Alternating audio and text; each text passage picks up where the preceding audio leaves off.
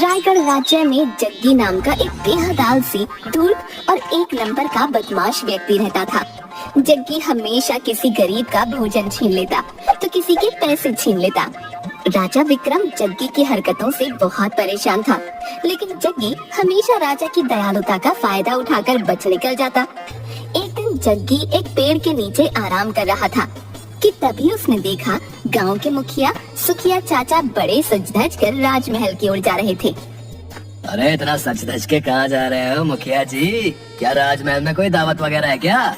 जग्गी की बात सुनकर गांव का मुखिया जग्गी के पास आकर बोला, बिल्कुल सही कहा तुमने जग्गी। क्या तुम्हें नहीं मालूम राजा विक्रम ने आज पूरे गांव को अपने राजमहल में दावत दी है किस खुशी में?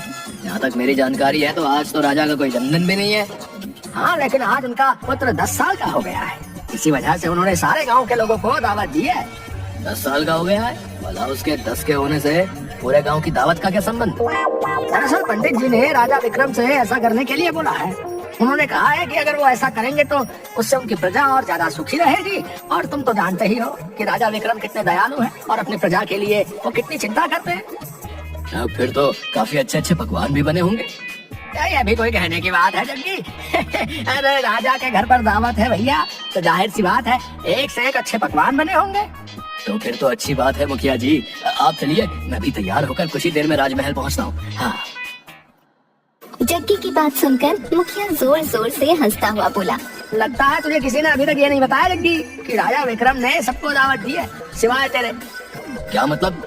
मतलब ये कि राजा विक्रम के साफ साफ आदेश है कि आज के दिन जग्गी राजमहल के आसपास भी ना दिख जाए, नहीं तो उसकी खैर नहीं। ये तो राजा की बहुत ज्यादा गलत बात है मुखिया जी। क्या मैं इस गांव का व्यक्ति नहीं हूँ? वैसे तो तुम्हारा राजा बड़ा दयालु बना फिरता है। दयालु राजा वही होता है जो अपनी प्रजा को एक समान समझता है। मत भूलो जग्गी कि उसकी दयालुता की वजह से तुम आज तक बचते आए हो, वरना अगर तुम किसी दूसरे राज्य में रह रहे होते तो वहाँ का राजा कब का तुम्हें फांसी पर चढ़ा चुका होता। और सुनो मेरी बात को मजाक मत समझना भैया, राजमहल की ओर भटक कर भी मत जाना, बता रहा हूँ। मुखिया की बात सुनकर जग्गी के चेहरे पर क्रोध झलकने लगा।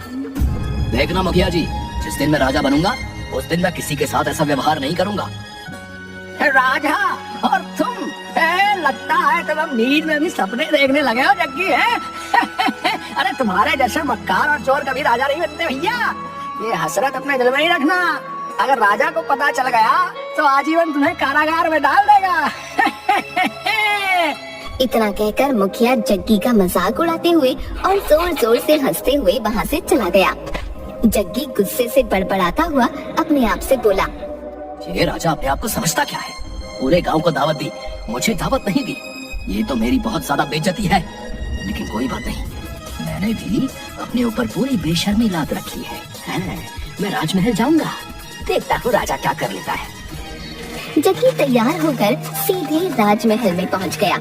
राजमहल में अच्छे अच्छे पकवान देखकर जग्गी के मुंह में पानी आ गया। अरे वाह, देसी घी की पूड़ियाँ भी हैं, मिठाई भी है। कितनी शानदार खुशबू आ रही है। जग्गी तुरंत उन पकवानों की ओर लपक कर उन्हें खाने लगा कि तभी राजा विक्रम की नजर जग्गी पर पड़ गई। वो गुस्से से जग्गी की ओर आकर बोले, वैसे तो मैंने मना किया था कि तुम इस राजमहल के आसपास भी भटक मत जाना, लेकिन मैं जानता हूँ कि तुम एक नंबर के बेशर्म हो। मैंने अपनी जिंदगी में बड़े बड़े बेशर्म देखे, लेकिन तेरे जैसा बेशर्म मैंने कभी नहीं देखा। जी तो चाहता है कि अभी और इसी वक्त तेरी गर्दन तेरे धड़ से अलग कर दूं, लेकिन क्या करूं, आज मेरे महल में जश्न है। अब आ ही गए हो तो पेट भर कर खाना, और चाहो तो अपने घर के लिए भी ले जाना। लेकिन याद रखना, आज मेरे राजमहल में बहुत दूर दूर से मेहमान आए हैं। गलती से भी अगर तुमने कुछ उल्टी सीधी हरकत की तो इस बार मैं तुम्हें नहीं छोड़ूंगा। यह कैसी बातें कर रहे हैं आप राजा साहब? मैं अब सुधर गया हूँ। सुधर जाओ तो तुम्हारे लिए अच्छी ही बात है। इतना कहकर राजा विक्रम वहाँ से गुस्से से चला गया। जग्गी पकवान का मजा लेने लगा कि तभी जग्गी की नजर राजा के बेटे आदित्य पर पड़ी, जो कि एक सोने के कंगन से खेल रहा था। जग्गी के खुराफाती दिमाग में तुरंत एक योजना दौड़ने लगी और वो बड़बड़ाते हुए अपने आप से बोला, अरे बाबा, ये तो बहुत भारी और बड़ा कीमती सोने का कंगन लगता है। अगर मैंने इसे चुराकर बाजार में बेच दिया तो मेरा तो 10 साल के खाने का प्रबंध हो जाएगा। फिर चोरी करने की जरूरत ही नहीं। हाँ। जग्गी मुस्कुराते हुए राजा के बेटे आदित्य के पास जाकर बोला, छी छी छी छी छी छी, राजा के बेटे होकर नकली सोने के कंगन के साथ खेल रहे हो। तुम्हें तो असली सोने के कंगन के साथ खेलना चाहिए। ये असली ही सोना है, पिताजी ने मुझे दिया है। यकीन नहीं आता तो इसे छू कर देख लो। लाओ दिखाओ तो मुझे। आदित्य ने वो कंगन जग्गी के हाथ में पकड़ा दिया। अरे नहीं नहीं राजकुमार, ये नकली है, इसमें तो सोने का पानी फिरा है। अगर तुम्हें यकीन ना आए तो तुम जाकर अपने पिताजी से पूछ लो। जग्गी की बात सुनकर भोला भाला राजकुमार सोच में पड़ गया। ठीक है, मैं पिताजी से पूछ कर आता हूँ। इतना कहकर राजकुमार वहाँ से दौड़ता हुआ चला गया और जग्गी इधर उधर देखकर वहाँ से खामोशी से निकल गया। राजकुमार को खाली हाथ देख राजा विक्रम ने राजकुमार से पूछा, तुम्हारे हाथ में शाही सोने का कंगन था, वो कहाँ है बेटा? राजकुमार ने सारी बात विक्रम को बता दी। राजकुमार की बात सुनते ही राजा विक्रम समझ गया कि ये सब जग्गी की ही करामात है। राजा विक्रम गुस्से से बोला, बस बहुत हो गया, आज तो इसने हद पार कर दी। राजकुमार को बेवकूफ बनाकर सोने का कंगन चुरा कर ले गया। सैनिकों को बुलाओ। कुछ ही देर में राजा के सैनिक सर झुकाए खड़े थे। जाओ, जाकर जग्गी को पकड़ कर लेकर आओ। मुझे किसी भी हाल में जग्गी चाहिए, जिंदा या मुर्दा। राजा का आदेश पाते ही सैनिक गांव की ओर दौड़ पड़े। इधर जग्गी एक पेड़ के पास उसी कंगन को निहारे जा रहा था कि तभी गांव का एक व्यक्ति वहां पर आकर जग्गी से बोला, अरे जग्गी, इस बार तो तुमने हदबारी कर दी भैया। राजा विक्रम ने तुम्हें जिंदा या मुर्दा पकड़ने का आदेश दिया, समझे? उस व्यक्ति की बात सुनकर जग्गी पूरी तरह से घबराकर बोला, ये कैसी बातें करो भैया? राजा विक्रम तो बहुत ज्यादा दयालु हैं। मुझे लगा कि हर बार की तरह वो मुझे इस बार भी माफ कर देंगे। अबे पागल पागल हो गया क्या तू? तूने तो इस बार राजा के घर पर ही चोरी कर ली भैया। तेरी मौत तो इस बार पक्की है भैया, ठोक के बजा के। अब जो है ना, अब तुझे भगवान के अलावा और कोई नहीं बचा सकता भैया। मैं राजा के पैर पकड़कर माफी मांग लूंगा और ये कंगन उन्हें वापस कर दूंगा। अरे बेवकूफ है क्या? राजा इस वक्त बहुत ज्यादा गुस्से में है। अगर तू कंगन वापस लौटाने के इरादे से भी वहाँ चला गया ना, वो जो है तब भी तुझे जिंदा नहीं छोड़ेंगे। और तो और अगर तुझे किसी सैनिक ने देख लिया तो सैनिक ही तुझे जान से मार देंगे, समझ गया? तो अब मैं क्या करूं? मेरी सलाह मान तो तू इस राज्य से कुछ महीनों के लिए चला जा। इतना कहकर वो व्यक्ति चला गया। तभी अचानक जग्गी ने देखा कि 3 सैनिकों के घोड़े उसकी ओर दौड़े चले आ रहे थे। जग्गी घबराकर जंगल की ओर भागने लगा और एक घने जंगल के अंदर घुस गया। 3 सैनिकों में से एक सैनिक बोला, वो देखो, वो उस जंगल में गया है। चलो जंगल में जाकर उसे पकड़ते हैं। रहने दे, क्या तुझे नहीं मालूम उस जंगल में भूतों का साया है?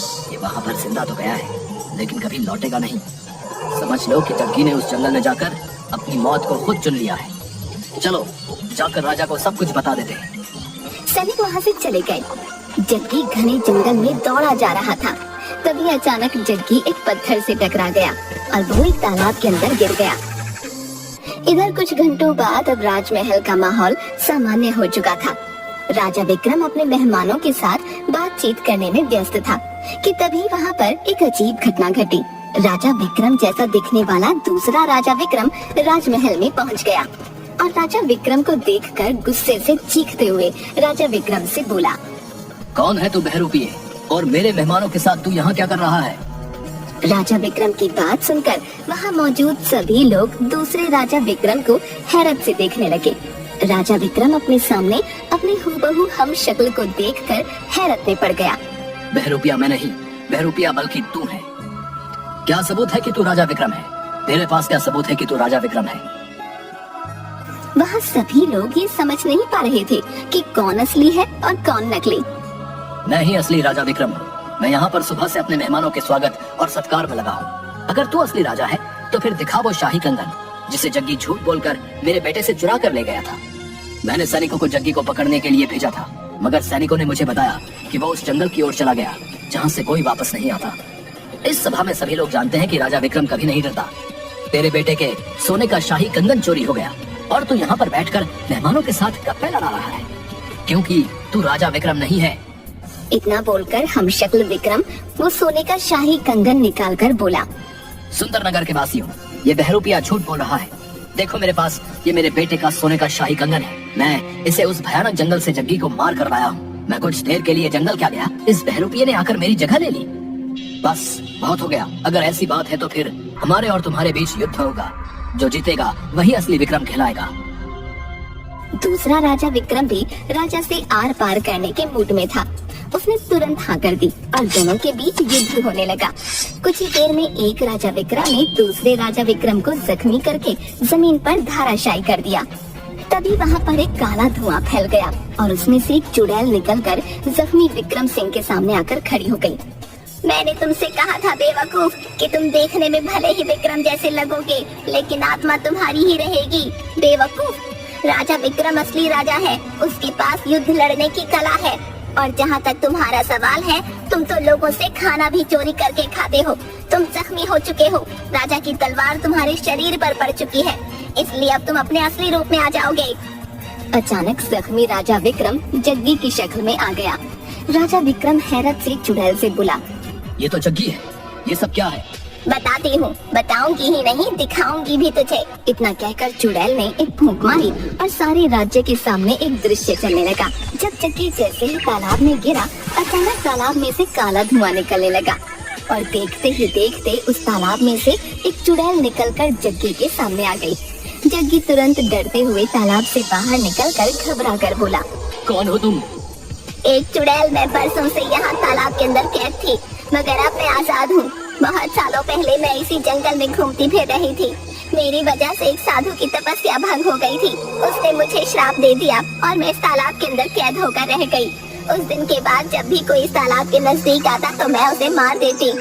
क्या तुम मुझे भी मार डालोगी? नहीं, मुझे तुम्हारी वजह से ही आजादी मिली है। मैं उस साधु के सामने बहुत रोई। आखिरकार उसे मुझ पर तरस आ गया। उसने मुझसे कहा कि जब भी कोई धूर्त व्यक्ति हाथ में सोने का कंगन लेकर अचानक इस तालाब में गिरेगा तो तुम इस तालाब से आजाद हो जाओगी। और देखो, मैं आजाद हो गई। बता क्या इच्छा है तेरी? मैं तेरी एक इच्छा पूरी करूंगी।